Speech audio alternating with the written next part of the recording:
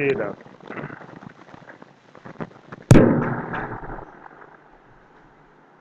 श्राप क्यों दिया जाता है? साधु संतों के क्रोध और गृहस्थों के क्रोध में क्या अंतर है? पाप और पुण्य किसे कहते हैं? हमें कैसे अनुभव होगा कि हमारा कर्म पुण्य का है कि पाप का है?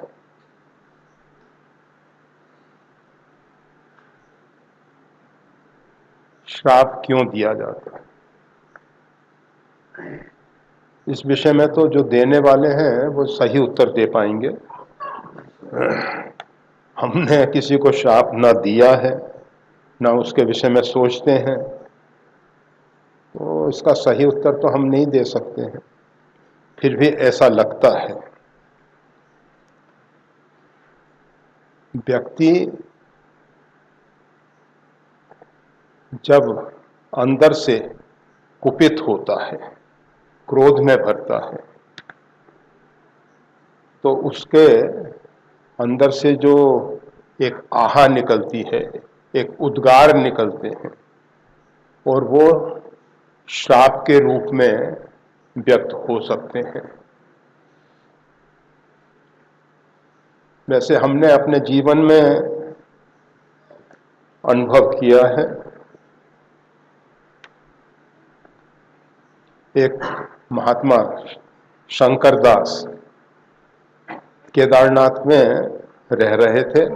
वैसे बहुत लंबे समय तक वो ऋषिकेश आश्रम में भी रहे हैं। नेपाल का शरीर था और प्रातःकाल 2 बजे, मतलब रात्रि में 2 बजे उठ जाते थे, स्नान इत्यादि करके जो भी भगवान का नाम स्मरण इत्यादि करते थे।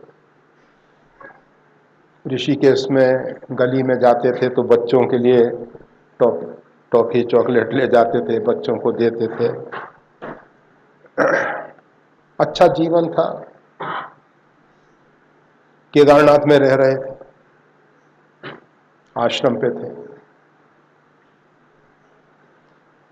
एक दिन ऐसी घटना घटी,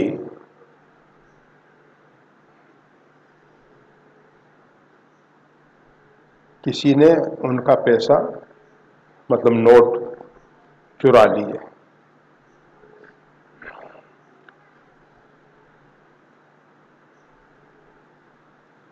अब बेचारे थोड़ा थोड़ा दक्षिणा में जो मिलता है उसको इकट्ठा करते रहे। उन्होंने पास में जिनके आसन थे उन संतों से पूछा, क्या आप में से किसी ने? अब एक संत जिसने पैसा नहीं लिया था, उसने कहा कि हाँ, मैंने निकाला है तुम्हारा पैसा, बोलो क्या करोगे तुम? उन्होंने पैसा तो लिया नहीं था, परंतु आवेश में इस प्रकार से उनका अहंकार बोला, क्या करोगे, क्या कर सकते हो? जब इस प्रकार की उनको चुनौती दी गई तो शंकर बाबा को, तो शंकर बाबा ने कहा, जिसने भी, वो ये नहीं बोले कि आपने पैसा लिया है, जिसने भी ये मेरा पैसा निकाला है, आज से तीसरी रात नहीं देखेगा, अर्थात तीसरी रात तक उसका शरीर का प्रारब्ध पूरा हो जाएगा। हमारे पास तो ये बात बहुत बाद में आई। उसके बाद उनके कहने के बाद, मतलब श्राप देने के बाद, तीसरी रात ये बुद्धिदास आके बताए कि ऊपर एक व्यक्ति रहता था, जिस कमरे में ये थे उसके ऊपर वाले कमरों में एक व्यक्ति रहता था, और वो ऊपर से लड़खड़ाता हुआ निकला और गिरा, दादर पे से गिरा, सीढ़ी पे से गिरा और उसका प्राण पखेरु जय श्री राम। पिंजरे पड़ो सुआ, वो सुआ जो है उड़ गया, पक्षी उड़ गया। अब वो गृहस्थ था, हमने कहा पुलिस में समाचार दे दो, क्योंकि मृत्यु प्रमाण पत्र इत्यादि की जरूरत पड़ेगी। और आश्रम पे कोई भी घटना घटित होती है तो पुलिस वाले सब जानते हैं आश्रम के प्रति अच्छा भाव, सद्भाव। उन्होंने लिख लिया, उसकी अंत्येष्टि की गई, उसके पास क्या है वो देखा गया। तो उसमें वो जो शंकर बाबा के नोट थे, ऐसे गोल करके रखते थे वो, तो वो नोट का बंडल, उसमें से कुछ तो उसने खर्च कर दिए थे और कुछ थे। अब पूछा गया किसके नोट हैं, ये कैसा है, तो मालूम पड़ा ये शंकर बाबा के हैं। और जैसा बताया गया, शंकर बाबा ने श्राप दिया था और वो व्यक्ति जो था राजस्थान का रहने वाला था, हमारे यहाँ आया था, कहा कि हम रसोई बना दिया करेंगे। हमने कहा भाई देखो हमारे यहाँ तो साधु बाबा बनाते हैं और हम वेतन भोगी कर्मचारी रखते नहीं, हमारे यहाँ तो सेवा भाव से जो रहते हैं रहते हैं। काली कमली में चले जाओ, वहां गया, परंतु वहां भी उसको, फिर हमारे यहाँ आ गया। हमने कहा भाई देखो हमारे यहाँ भोजन पानी फ्री मिलेगा, मिलता ही है सबको, है कोई भी हो, परंतु काम की बात तो हम नहीं कर सकते। उस समय आश्रम का कुछ काम एक ठेकेदार के द्वारा चल रहा था।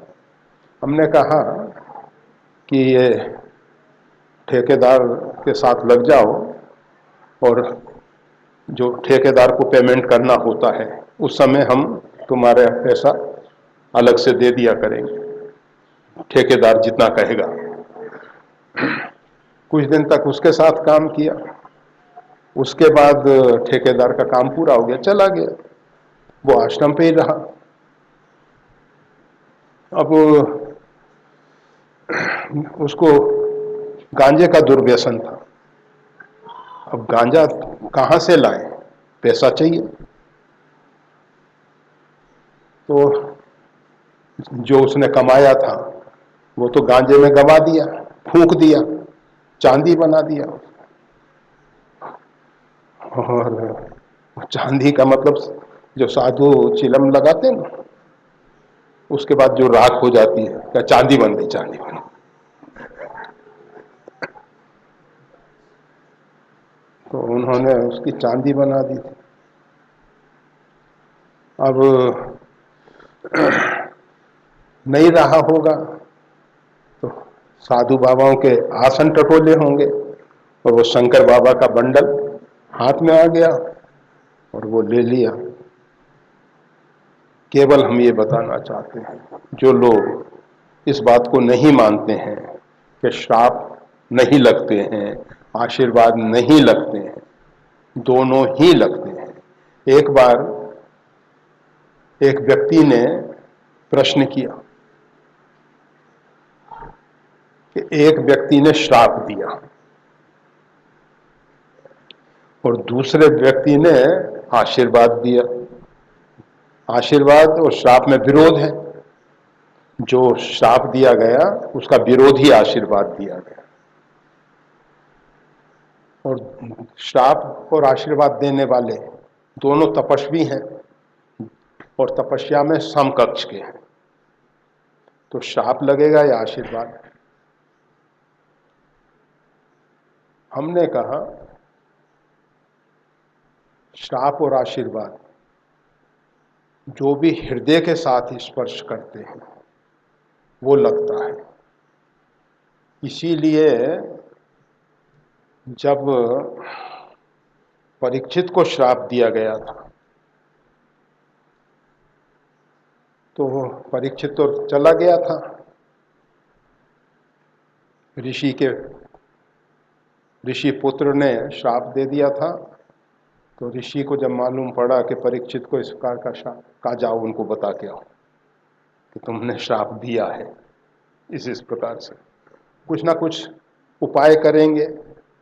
और उपाय किया, श्राप तो घटित हुआ, लगा, परंतु उसका अच्छा परिणाम आया, अच्छा परिणाम आया।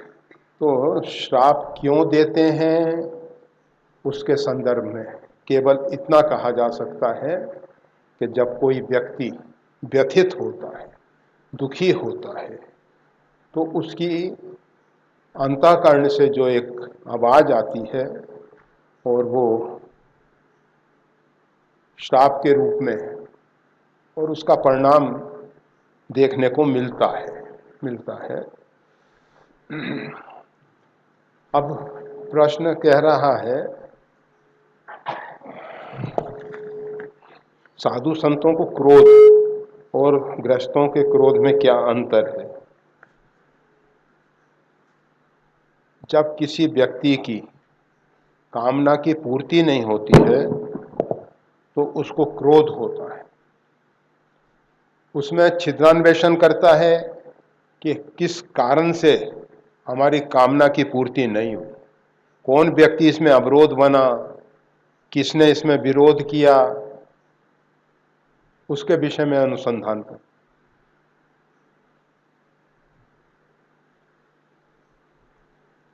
इस प्रकार से क्रोध आता है। परंतु साधु संतों को जो क्रोध होता है, जो सही अर्थों में साधु संत हैं, जैसे लोमश जी ने भुसुंडी जी को श्राप दिया, सपद होए पक्षी चांडाला, उत्तर प्रति उत्तर बहु करसे, सत वचन विश्वास न करे। मैं तुमको जो सत्य उपदेश कर रहा हूँ, परमार्थ का उपदेश कर रहा हूँ, उस पर तुम विश्वास नहीं करते, उत्तर प्रति उत्तर करते हो।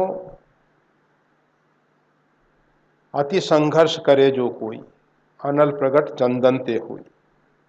जब कोई अत्यंत संघर्ष करता है,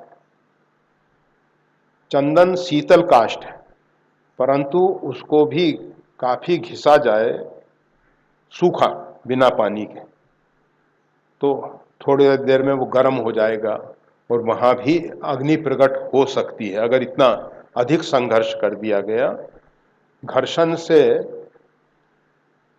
अग्नि प्रकट हो जाती है।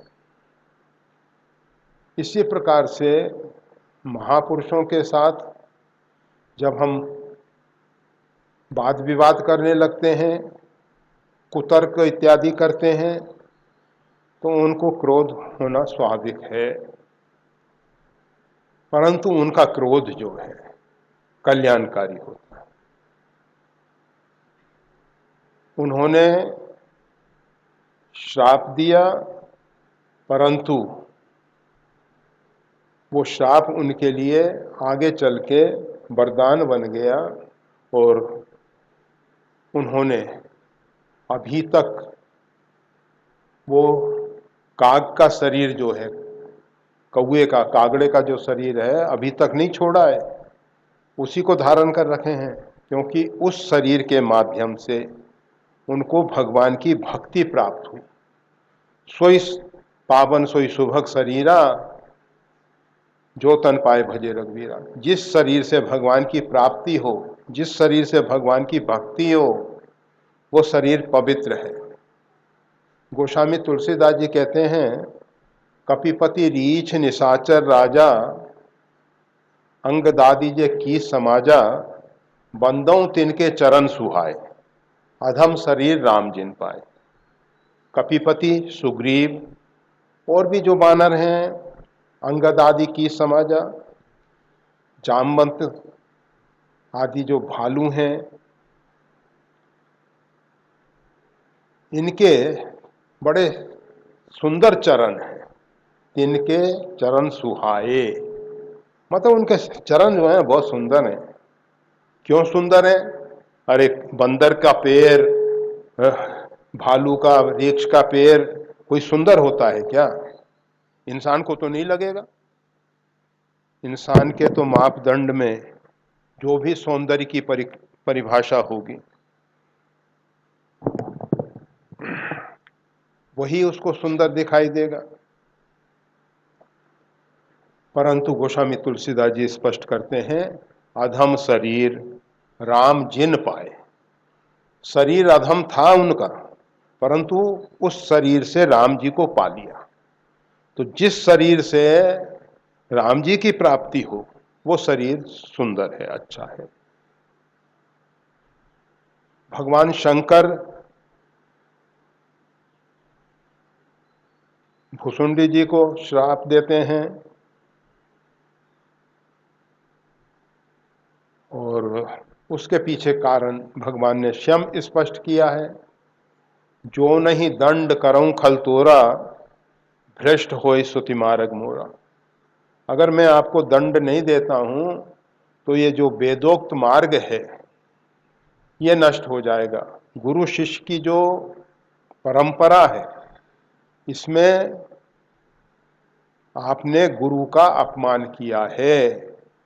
अति अघ गुरु अपमानता सही न सके महेश, जो बहुत बड़ा पाप है वो भगवान शंकर सहन नहीं कर सके और भगवान शंकर ने श्राप दे दिया।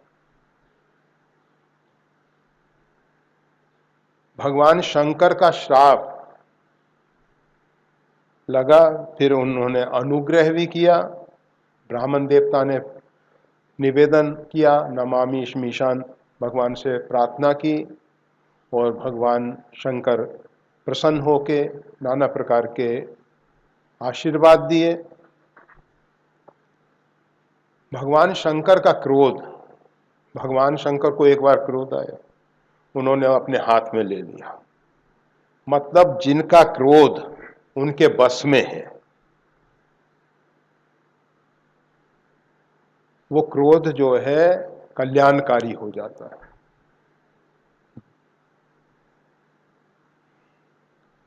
हम सब क्रोध के बस में हो जाते हैं।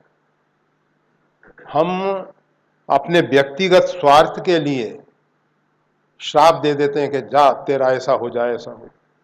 तो ऐसे जो लोग हैं अहंकार के कारण, अभिमान के कारण श्राप दे रहे हैं, उन सबको गृहस्थ कहेंगे, भले ही वो साधु वेश में क्यों ना हो। गृहस्थ और साधु में क्या अंतर है? इन्होंने तो, उनके क्रोध में क्या अंतर है प्रश्न है, परंतु पहले यह समझ लेना चाहिए कि साधु और गृहस्थ में अंतर क्या है। जो अहमता और ममता के दायरे में बंधा हुआ है वो गृहस्थ है।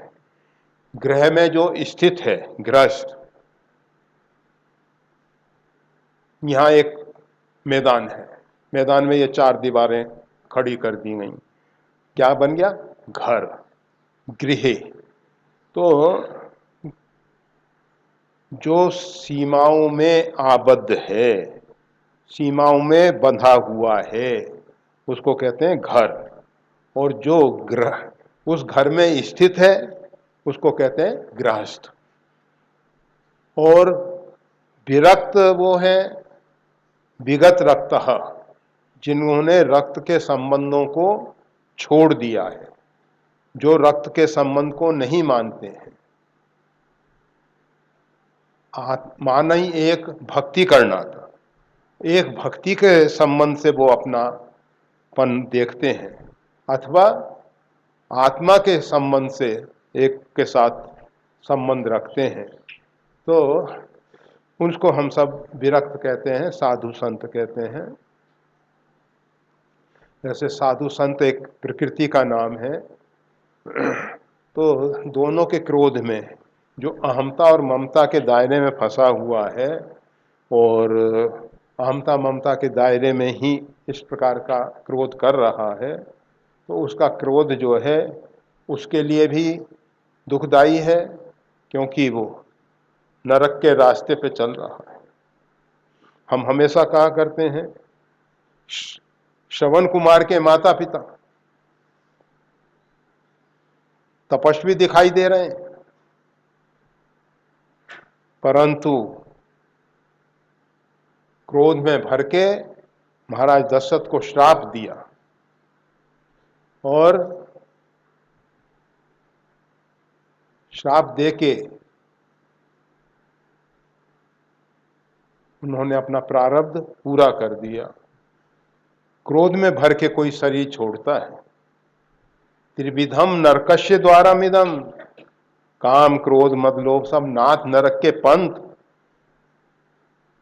काम क्रोध लोभ ये 3 नरक के द्वार हैं, ये नरक के रास्ते हैं।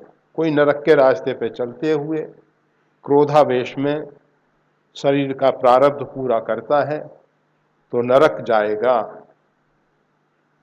तो उन दोनों को नरक की प्राप्ति हुई। और महाराज दशरथ बंदऊ अवध भुआल, सत्य प्रेम जय राम पर, विशरद दीन दयाल, प्रियतन तेनिव परिहर्यो।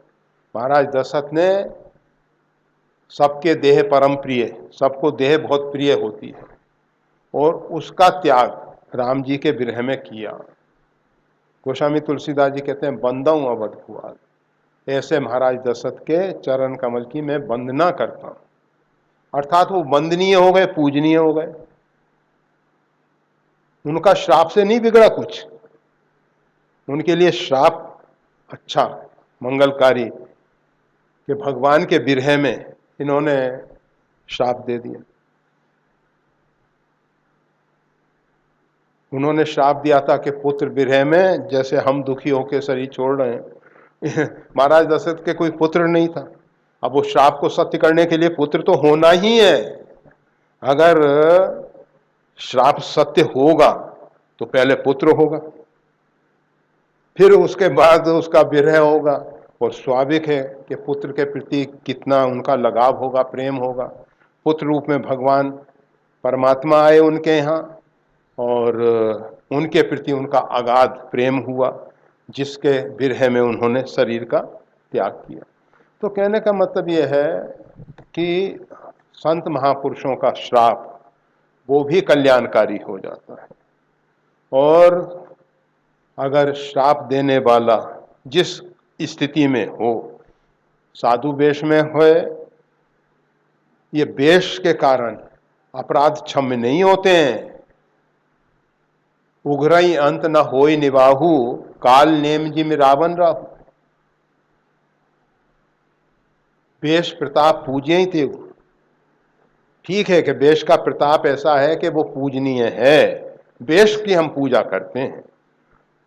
उस वेश में अगर कोई व्यक्ति दुराचार कर रहा है, पापाचार कर रहा है, जैसे कालनेमी, रावण, इन्होंने साधु सन्यासी का वेश बनाया, अंतिम में दुर्गति हुई।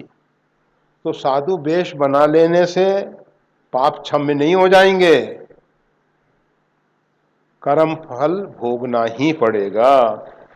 जब तक अंदर बोध की प्राप्ति नहीं हुई है, ज्ञान की प्राप्ति नहीं हुई है, भक्ति नहीं है, तब तक कर्म का फल भोगना ही होता है। तो इस प्रकार से अब पूछते हैं, पाप और पुण्य किसे कहते हैं? अष्टादश पुराणेशु व्यासस वचनम द्वयम्, परहित सरिस धर्म नहीं भाई, पर पीड़ा सम नहीं अगमाई। 18 पुराण में भगवान वेद व्यास जी ने 2 बातें बताई हैं, परोपकाराय पुण्याय पापाय परपीड़नम। हम मन से, वचन से, क्रिया से दूसरे का हित समझते हुए, दूसरे के हित की भावना रखते हुए जो भी उपकार करते हैं वो पुण्य है। हमारी भावना पवित्र है, कि उसका हित हो, और हम किसी को मन से, वाणी से अथवा शरीर से कष्ट पहुंचाते हैं। पापाये पर पीड़नम, दूसरे को पीड़ा पहुंचाना, कष्ट पहुंचाना, दुख पहुंचाना, इसका नाम है पाप। वैसे पाप और पुण्य की बहुत व्याख्याएं हैं, परंतु सरल शब्दों में अहंकार से भर के हम जो भी कार्य करते हैं वो सब अशुभ हैं, चाहे कुछ भी हम पवित्र काम कर रहे हैं। कभी कभी लोग क्या करते हैं, हरि समर्पे बिन सत्कर्मा, भगवान को समर्पित किए बिना सत्कर्म नष्ट हो जाता है, क्योंकि वो हमारे अहंकार से जुड़े हुए हैं। हरि समर्पे बिन सत्कर्मा, विद्या श्रम विवेक उपजाए। विद्या जो है विवेक को प्रकट नहीं करती है, सत्कर्म भगवान को समर्पित नहीं किए जाते हैं, तो केवल श्रम हाथ में लगता है, परिश्रम लगता है, उसका कोई सुखद परिणाम नहीं आता। परंतु बहुत से लोग ऐसे हैं जो सत्कर्म तो करते हैं और भगवान को अर्पित भी करते हैं। रामचरितमानस में एक प्रताप भानु नाम का राजा बहुत यज्ञ अनुष्ठान करता है और उसका फल वासुदेव को अर्पित करता है। ऐसे भी बहुत से लोग हैं, ऊपर से दिखाने के लिए भगवान को अर्पित कर रहे हैं, जैसे वो राजा प्रताप भानु, अंदर से उसको कर्म फल की इच्छा है, परंतु ऊपर से दिखाता है कि हम जितने सत्कर्म कर रहे हैं भगवान के लिए कर रहे हैं, भगवान को अर्पित कर रहे हैं। जब वो कपटी मुनि के पास पहुंचता है, ऐसे कपटी व्यक्तियों को कपटी मुनि ही मिलते हैं, उनको कोई अच्छे संत नहीं मिलेंगे। और उस कपटी मुनि ने कहा कि मैं तुम पर प्रसन्न हूं। वार्ता इतिहास लंबा चौड़ा है, उसके विषय में हम ज्यादा अभी चर्चा नहीं, अनेकों बार सुन चुके हैं आप सब, और नहीं सुना है तो एक बार प्रताप भानु का चरित्र फिर देख लेंगे, आप पढ़ लेंगे रामचरितमानस में। तो प्रताप भानु जो है कपटी मुनि के पास पहुंच जाता है और कपटी मुनि कहता है कि मैं तुम पर प्रसन्न हूं, वरदान मांगो, क्या इच्छा है तुम्हारी। कहता है, प्रताप भानु कहता है, एक छत्र रिपुहीन मही राज कल्प सत हो।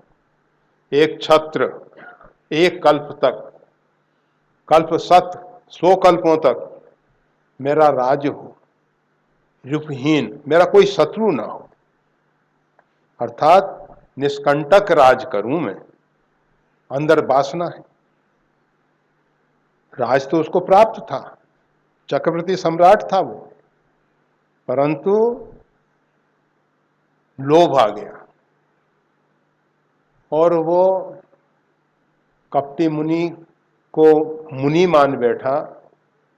ठीक है, हमने किसी को साधु माना और वो साधु नहीं है, उसका फल वो भोगेगा, परंतु हम जब उसको साधु मान रहे हैं तो उसके साथ वैसा व्यवहार करना चाहिए, साधु के साथ जैसा व्यवहार।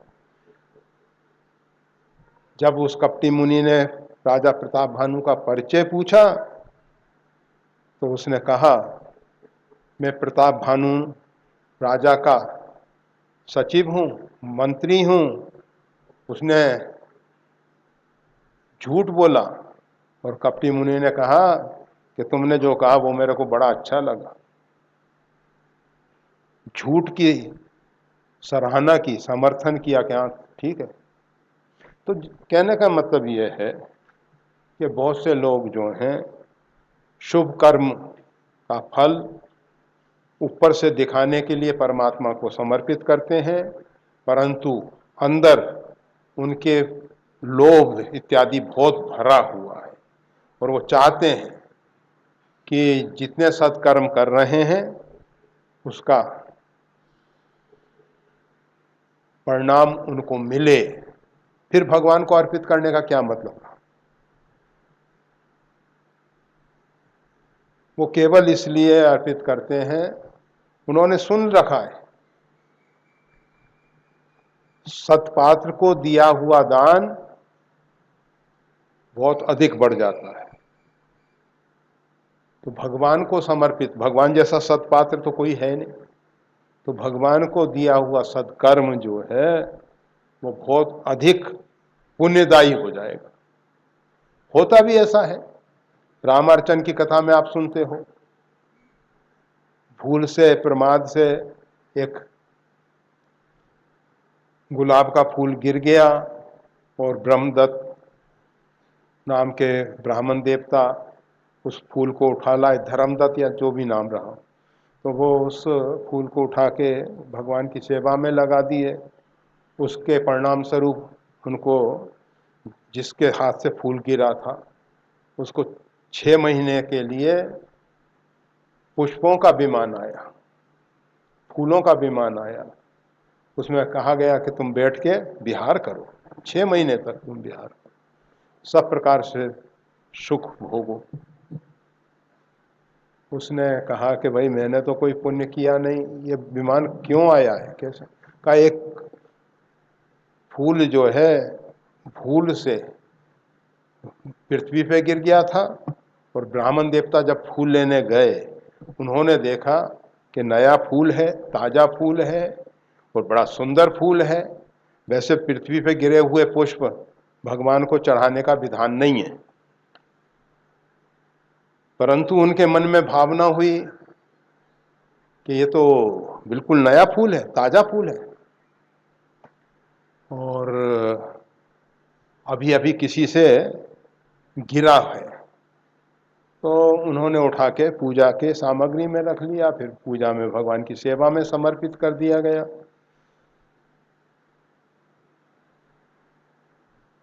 उस व्यक्ति ने कहा कि अगर रामार्चन में फूल से एक फूल गया तो मेरे को 6 महीने तक इस फूलों के विमान में रहकर सुख का उपभोग करने का अवसर मिला है, तो मैं इस विमान को रामार्चन की सेवा में समर्पित कर देता। उससे उसके पुण्य की वृद्धि हो गई और वो फिर योगियों को जो दुर्लभ गति है वो प्राप्त किया। तो कहने का मतलब यह है कि लोगों के मन में ये भाव है कि हम पुण्य सुकृत को भगवान को अर्पित करेंगे तो वो और बढ़ जाएगा, इस हेतु कर रहे हैं। उनकी वो सकाम उपासना हो गई, निष्काम नहीं हुई। जो भी है, तो कि हम कैसे अनुभव होगा कि हमारा कर्म पुण्य का है कि पाप का है? कर्म के विषय में तो बता दिया गया, हमारी जैसी भावना है और जिस प्रकार से उसकी प्रतिक्रिया हुई है वो कर्म पाप या पुण्य है। फिर इस पे हमने जो पूर्व काल में, भूतकाल में, इस जन्म में नहीं, इससे पहले पाप या पुण्य किया है, उसका कैसे मालूम पड़ेगा? कर्म फल के द्वारा। हमारे हाथ में एक जमरूक है, तो कोई भी फल बता रहा है कि इसमें कौन सा बीज बोया गया था। अब वो केरी का बीज तो नहीं था, बीज जो भी था उसी का फल लगता है। नीम का फल है तो नीम का बीज बोया गया होगा। कर्म फल निर्धारित करता है, हम जैसा कर्म फल भोग रहे हैं वो बताता है कि हमने पूर्व में कैसे कर्म किए हैं। इस विषय में ज़्यादा नहीं, लगभग इतना ही पर्याप्त है। अब राम रक्षा का एक आध श्लोक।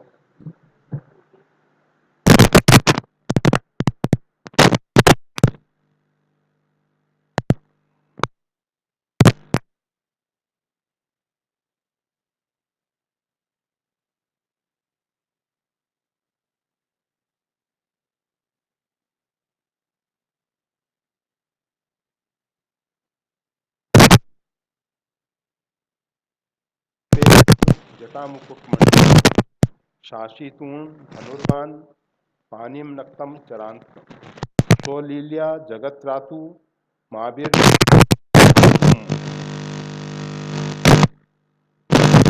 ये दो श्लोक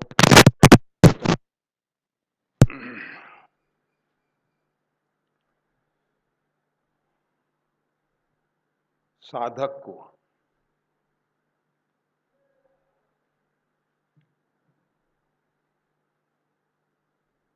नीलोत्पल श्याम राम जी का जानकी लक्ष्मण जी के सहित ध्यान करना चाहिए। जो भी राम रक्षा स्तोत्र का अनुष्ठान करने वाला है, जप करने वाला है, पाठ करने वाला है,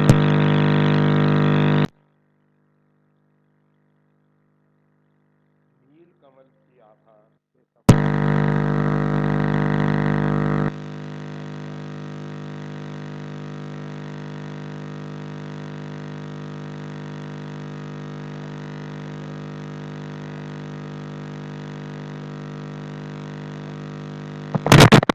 ये जो कमल नेत्र की बात की जाती है, वैसे राजीव कहते हैं लाल कमल।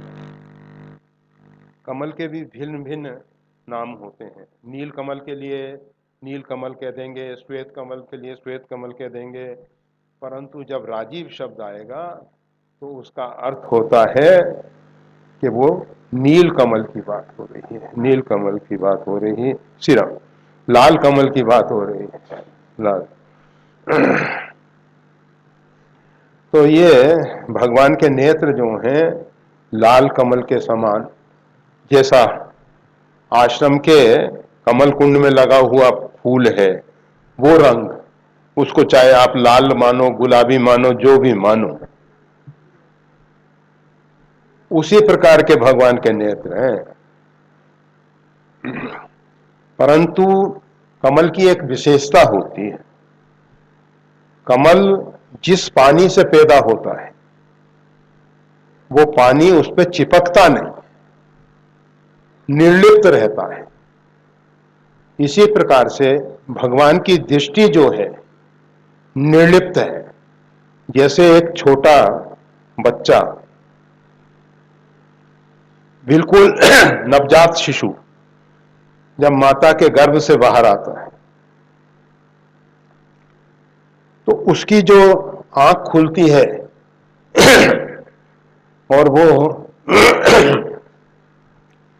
जब किसी को देखता है तो निर्लिप्त भाव से देखता है, क्योंकि अंदर उसके कोई दुराग्रह नहीं है। हम जब इसको देखते हैं तो हमारे दिल दिमाग में भरा हुआ है ये रक्षा है, राखी है। हम जब इसको देखते हैं तो इसको समझते हैं राम रक्षा स्तोत्र की चौपड़ी है। कोई भी, ये सब हमारे दिल दिमाग में भरा है। एक व्यक्ति दुष्कर्म कर रहा है, हमारे दिल दिमाग में भरा है कि ये दुष्कर्म है, तो हमारे एक मन में आता है कि ये पापी है। एक व्यक्ति सत्कर्म कर रहा है, हमारे दिल दिमाग में भरा है कि ये सत्कर्म है, तो हम उसको पुण्यात्मा मानते हैं। मतलब हमारी दृष्टि जो है केवल देखती नहीं है, देखने के साथ जो मस्तिष्क में भरा हुआ है, हमारे मन मस्तिष्क में जो भरा है वैसा हमको दिखाई देता है। और वो जो नवजात शिशु है उसको कुछ भरा नहीं है दिल दिमाग में, खाली है। पूर्व के संस्कार भर के हैं परंतु वो अभी अंकुरित नहीं हुए हैं। जागृत नहीं हुए। तो जैसा है वैसा ही दिखाई देता है, उसके अतिरिक्त वो उसमें विचार नहीं करता, कुछ नहीं सोचता है। इसी प्रकार से भगवान के नेत्र जो हैं राजीव लोचनम, देखते हैं भगवान, साक्षी भाव से देखते हैं, केवल दृष्टा भाव से देखते हैं, उसमें लिप्त नहीं होते हैं। ना वो किसी को पापी समझते हैं, ना किसी को पुण्यात्मा समझते हैं। ये तो पाप और पुण्य हमारा किया हुआ कर्म जो हमारे मन में अंकित हो रहा है, उसका परिणाम हम भोगते हैं। भगवान किसी को दुखी सुखी नहीं करते हैं। निजकृत कर्म भोग सुन भ्राता, व्यक्ति अपना किया हुआ कर्म का परिणाम भोगता है। तो भगवान जो हैं उनका शरीर की आभा जो है नील कमल के समान है, और नेत्र जो हैं उनके गुलाबी कमल के समान है। जटा मुकुट मंडितम, और उन्होंने जटा का मुकुट धारण कर रखा है, जटा के मुकुट से शोभायमान हो रहे हैं। मंडितम यानी शोभायमान। भगवान जो हैं जटा का मुकुट, हमारे जीवन में अनेक समस्याएं, बड़ी जटिल समस्याएं आती हैं, परंतु भगवान ने उस जटिलता को भी आभूषण बना लिया। जटा मुकुट मंडितम, जटिल समस्या ऐसी थी महाराज दशरथ के सामने, बड़ी भारी समस्या आई थी, जटिल समस्या थी। एक तरफ पूरे प्रजा के बीच में उन्होंने कहा था कि कल राम जी को राज्याभिषेक किया जाएगा।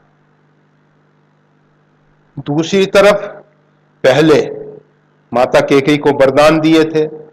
माता कैकेयी ने वरदान में उसी दिन जब राम जी के युवराज पद पे अभिषिक्त होने की घोषणा कर दी गई, उसी रात्रि में माता कैकेयी जी ने अपने वो दो वरदान, एक वरदान में 14 वर्ष राम वनवासी, 14 वर्ष के लिए भगवान श्री राम तापस वेश विशेष उदासी, तपस्वी वेश में उदासीन होते हुए विशेष उदासी होके वन में निवास करेंगे।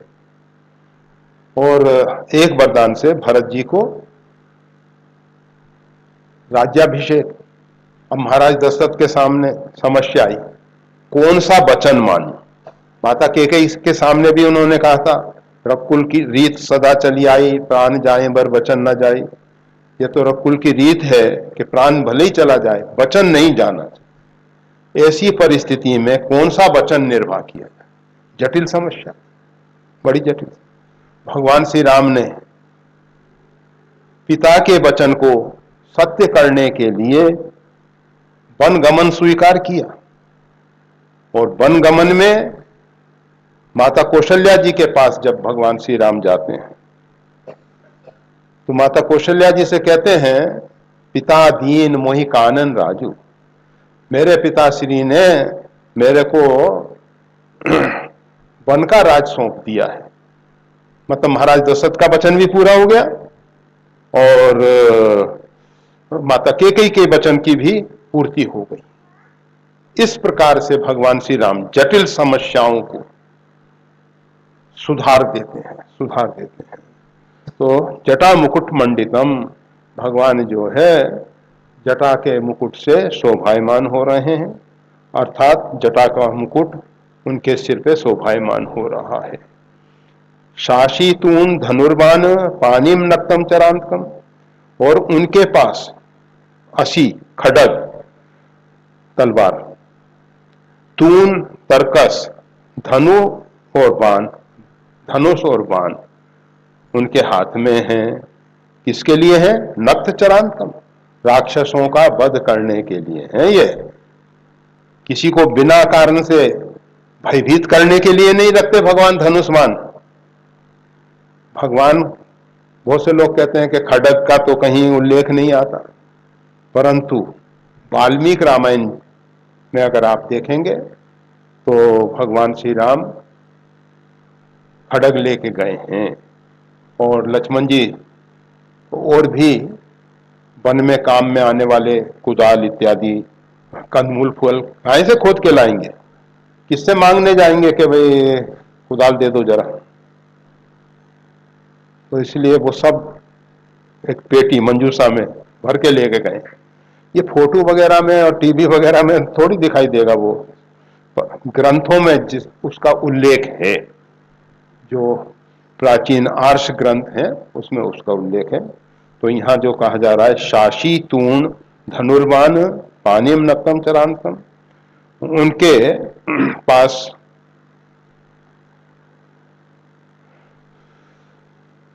खड्ग है, तरकस है। तरकस कैसा है भगवान का? दिव्य तरकस, उसमें बाण कभी कम नहीं होते हैं, नहीं तो राक्षसों के लिए इतने बाण छोड़ते जाते हैं, फिर नए नए बाण कहां से लाएंगे? तो उनका अक्षय तरकस है जिसमें से, और भगवान के बाण कैसे हैं? तूने तून में मतलब तरकस में एक, करेन 10 हाथ में लेते हैं 10 हो जाते हैं। संधान काले शतम, जब उसको संधान करते हैं 100 हो जाते हैं। चापी भूत सहस्त्र, और जब धनुष के प्रत्यंचा को खींचते हैं 1000 हो जाते हैं। लक्ष्य गमने, और जब गमन करते हैं तो 1,00,000 हो जाते हैं। कोटिश कोटिर बधे, और करोड़ों करोड़ों का वध करते हैं। ऐसे भगवान के बाण है। तो शासितून धनुर्बाण पानिम, वो भगवान के हाथ में शोभायमान है धनुष बाण, और तून जो है पीठ पे है तरकस, और खड्ग कहीं कमर में लगा रखा होगा। नक्तम चरांतकम, और राक्षसों का जो रक्तपान करने वाले, मनुष्य का मांस भक्षण करने वाले, ऐसे जो राक्षस हैं उनका अंत करने वाले हैं। स्वलीलिया जगत त्रातुम आविर्भूत मजम विभुम, वो अजन्मा है, मजम वो अजन्मा है परमात्मा, विभु हैं परंतु जगत त्रातु, संपूर्ण जगत की रक्षा करने के लिए आविर्भूत, पृथ्वी पे प्रकट होके स्वलीलिया अपनी लीला करते हैं। ये जो भगवान की लीला है, वन की लीला है, राक्षसों का वध इत्यादि है, भगवान उसमें करता नहीं है, राक्षसों को मारने वाले नहीं है। निज अगयो कुमार गामी, रावण इत्यादि अपने पाप से मर गए, उन्होंने जो दुष्कर्म किए थे उसके कारण उनका विनाश हुआ। भगवान तो अपनी लीला कर रहे हैं। स्वलील्या जगत रातुम आविर्भूत मजम, अजम है वो अजन्मा है, विभुम है विभु है व्यापक है, और जगत की रक्षा के लिए, जगत रातु जगत की रक्षा के लिए आविर्भूत पृथ्वी पे अवतीर्ण होते हैं। ऐसे भगवान श्री राम हैं। अब इसके आगे का जो श्लोक आ रहा है उसमें कवच का जो मुख्य भाग है वो शुरू हो जाएगा। शिरो में राघव पातु भालम दशरथात्मजा से, परंतु उससे पहले राम रक्षाम पठेत प्राज्ञ पापग्नि सर्व कामदाम। तो इस विषय में आज चर्चा नहीं करेंगे क्योंकि इसको बीच में छोड़ना फिर अच्छा नहीं होगा। कल भी इसी प्रकार से चरितम रघुनाथस्य शतकोटि प्रविष्टम एक एक मक्षरम पुंसाम महापातक नाशनम के बाद ये ध्यात्मा नीलोत्पल श्याम, इस प्रकार से ध्यान करना चाहिए। तो वो वाली बात लेते तो पूरा कहना चाहिए था, और इसलिए कल उसी पे छोड़ दिया गया। आज यहाँ छोड़ना मजबूरी, वैसे समय तो समय से तो ज्यादा बोलते हैं, देर में आते हैं देर तक जाते हैं। पूरा समय, पूरा और अधूरा समय नहीं होता है। जो भी भगवान के लिए समय दिया जाता है वही पूर्ण समय है, वही पूर्ण समय है। ऐसा नहीं सोचना कि पूरा समय देते हैं तो इतने मिनट का होगा, इतने घंटे का होगा, ऐसा कुछ उसमें मर्यादा नहीं है। तो आज भगवान का अवतार अजन्मा होते हुए, विभू होते, व्यापक होते हुए एक देशीय बनते हैं, एक काल के अंतर्गत रहते हैं, एक क्षेत्र विशेष में उनका साम्राज्य है। तो ये सब किसके लिए है? जगत त्रातु, संपूर्ण जगत की रक्षा के लिए भगवान आते हैं, अपने कर्म के बंधन से नहीं आते। जैसे जीव जो है कर्म के बंधन के कारण जन्म और मृत्यु को प्राप्त होता है, परंतु भगवान जो हैं स्वेच्छा से, स्वलीला, अपनी लीला करने के लिए, अपनी लीला का विस्तार करने के लिए आविर्भूत मतलब प्रकट होते हैं। जय श्री राम।